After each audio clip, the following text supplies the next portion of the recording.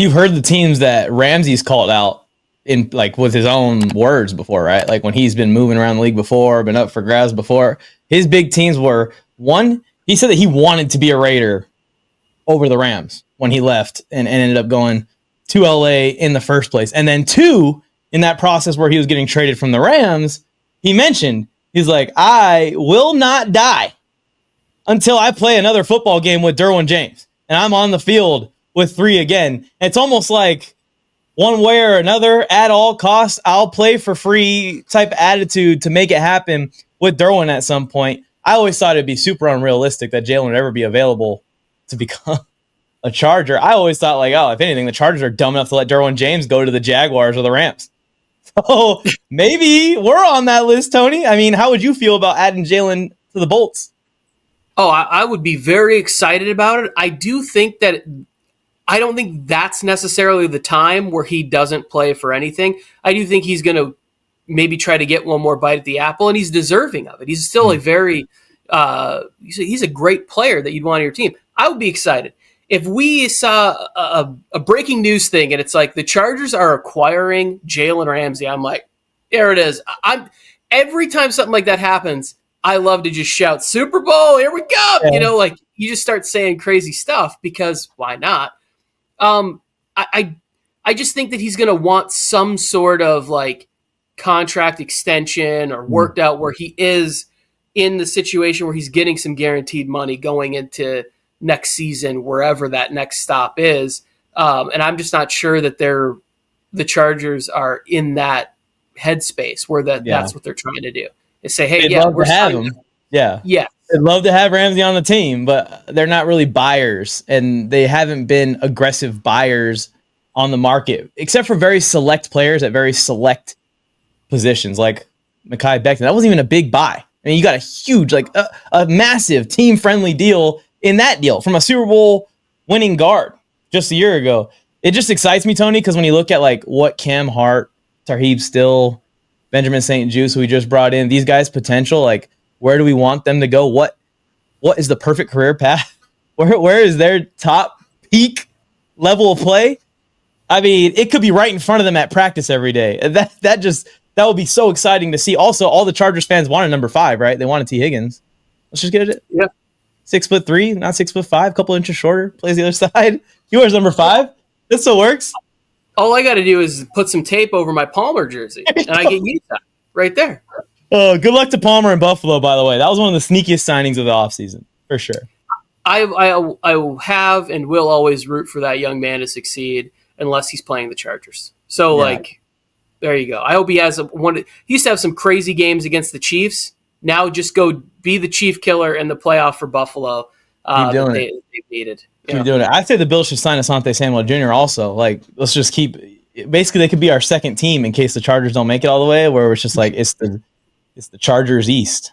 Yep, you Bosa, Asante, and Palmer. That's fun. Yeah. We got a lot of crossover with the Bills throughout history. It's pretty interesting. But last thing on the Chargers here, because I know that we're Chargers fans. All the viewers might not be Chargers fans, but how do we perfect this roster before Brazil, the first game? Kickoff is coming. We got a draft. The Chargers still have a ton of cap space. Me personally, Tony, I think that the Chargers, obviously, they're going to keep adding depth to that D-line. And in this draft, we're going to see it, I believe, and maybe even in the first round. Chargers fans, get ready for that. I think they could use one wide receiver or two. I think they could use one DB or two. But when you look at the Chargers starting lineup right now, we're ready to go, Tony. We're ready to go. I feel good. I feel good about the roster today. How do you feel like we could perfect this thing? I feel great about the roster because I think that he's building things the right way, right? So perfection is something that's unattainable, but he showed last year he's willing to continue that pursuit all the way up to like the post cuts when they trade for Molden and they bring in a more substantial backup in Heineke. I think those are the type of things that he's going to continue to do throughout this process. So like on draft day, if the Eagles are trying to get rid of Goddard and it's like, hey, we'll send you Goddard for a 4th or a 5th round pick or whatever, how he wants to move on. or Mark Andrews in that type of situation, making that move because they miss out on Colston Loveland and they miss out on somebody in the second round, and they're like, hey, we want to have this for our offense.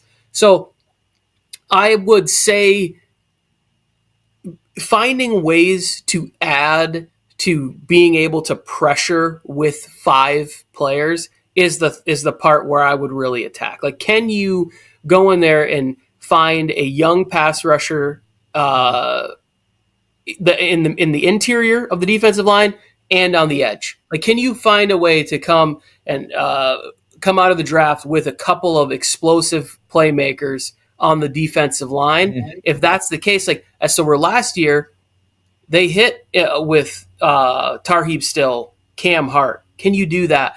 I do think there's opportunities potentially for them to get some of the older veterans, like at the trade deadline, that they might be able to do. Cap space again can be opened up with the Rashawn Slater contract extension. That gives them more opportunities to move around there. But he's building the team in a way that I've kind of always hoped that the Chargers would, where it's like, we're going to focus on drafting really great players and having a really great coaching staff to bring those guys to a level that a lot of people maybe didn't predict that they could go, or didn't even ever foresee them being that level of a player in the NFL. Yeah, I like that you shouted out tight end especially. I think that's maybe the glaring position that all Chargers fans are looking at. We obviously all want one player to fall to us in this draft class. But yeah, I like that you shout that out. We're going to be looking for maybe one of those sneaky guys that are being floated around, Mark Andrews, Dallas Goedert, the names that are kind of being talked about a lot that could be traded for very cheap capital. And also, there's a lot of tight ends in the draft. They could just straight up draft a tight end, and I'll feel good in round 2, 3, 4, or 1, maybe spoilers for my mock draft. But I think that's a position that for this offense especially, I was surprised last year they weren't aggressive in acquiring, some kind of guy with potential to be a star in that spot. Maybe they're just kind of playing it safe, playing it slow. The opportunity didn't land in their lap, so they weren't reaching for it. But maybe this draft is the draft for the Chargers to do something there. Another position that you didn't mention that I'm excited about to see what they do, who's going to be the other horse with Najee Harris? I'm completely fine with it being Kamani Vidal. I'm completely fine with us bringing back JK on a cheap one-year deal if he doesn't get any kind of signing after the draft and, all those running backs that you've talked about settle a little bit and end up in their spots. And JK still is out there and available for us. Or the Chargers end up being the team that drafts one of those guys. Those two positions on the offense, I think, really perfect it. We get that solid starting tight end to go with Conklin and Will Dissly in our room. And then we get that running, that two, that exactly what we wanted JK and Gus to be for Najee. I think Najee can be a complete back, a workhorse back for us, but it probably would be wise for the Chargers to be targeting running back too still in this draft.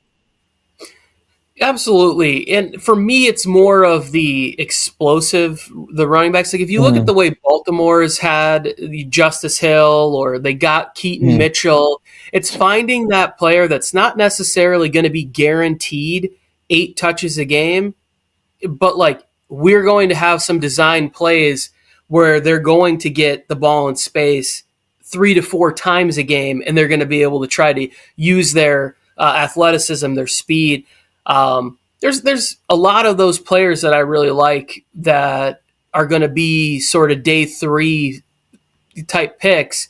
Jaden Blue is one player that I think would be really fun in this offense, but he's not going to be a player that you're going to be relying on if there's an injury to all of a sudden be carrying the ball 13, 14 times a game. Yeah. But he is somebody on the offense, and maybe with the way that the kickoff is transitioning, you want a running back there in that spot. And maybe he goes back there to, kind of do some kick returning with the way that they're changing that now. So, Lakeem Allen is another player that I get really excited about the possibility of him being on this roster because I think he's really good at catching the ball in the backfield, and he played with a quarterback who throws rocket balls. So we already know that he's going to be able to, make that transition to catching the rocket ball that our quarterback throws. So I think that's yeah. I think another guy that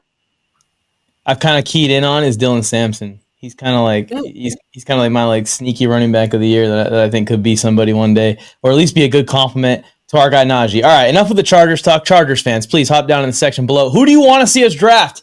And stick around. You got two Chargers fans who are probably going to give you two different picks in our mock drafts here in a little bit. I'm just guessing, Tony. You know that I'm not going to be like super realistic with who the Chargers are going, what the Chargers are going to do. Before we get to that, 22. What? Yeah, exactly. Falls all the way to 22. Never. He would never. I literally put the wasn't me like trying to like let people know in that video. This is a joke. This is not serious. I'm talking about maybe him hitting a gas mask before the game start or before the draft starts. Like he's not falling to the Chargers. Even if he does do that, if he goes full Laramie Tunsil, he's still going top 10 or top 12. With all the AI stuff now, I will not be shocked if people just start like if some of these GMs are like, "Hey, it's worth the 400,000, whatever it is," because the lost wages. It's like you make a guy fall, and it's like, well, if he falls far enough to us, we'll gladly pay the fine of $2 million. The lawsuit if it ever gets traced back to us that we put out this fake AI video prospect we wanted. You never know. You never know what might happen in the NFL draft, right before the NFL draft, right after the NFL draft. We also, one time, the Chargers, I'm not even wearing a Chargers hat, drafted a quarterback at first overall and then traded him 5 minutes later. So that's happened as well. Bill Flames, I went Mike on the mic. With something brand new, one time for your mind. He gave you fair warning. Now it's time to smack him in the mouth with that raw sports talk from the town. Sweet chin music to your favorite sportscaster.